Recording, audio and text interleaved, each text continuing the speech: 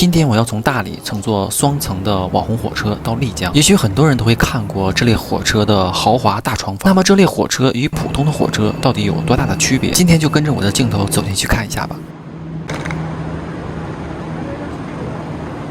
订这类火车的豪华大床房需要提前半个月预订，而且一票难求。既然是网红火车，我想普通的卧铺车也不会太差了。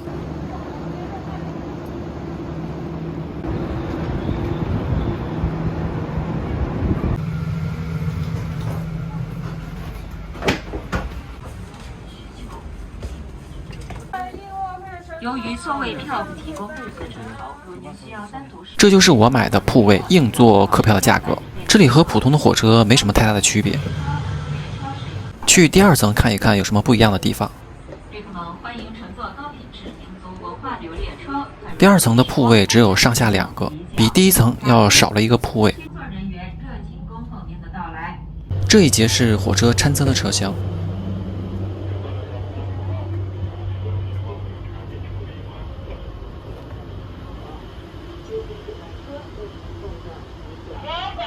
这列网红的火车一大亮点就是有一列酒吧车厢。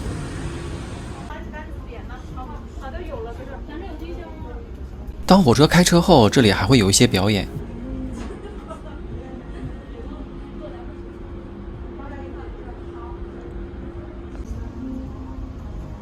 火车从大理开车后就会经过洱海。信永启程。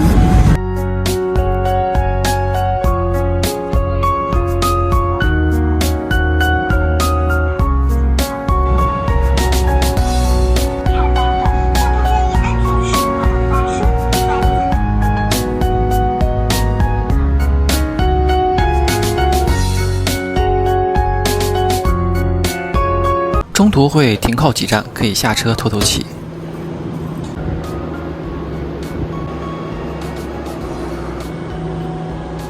3个半小时的行程，在一路的美景中很快就过去了。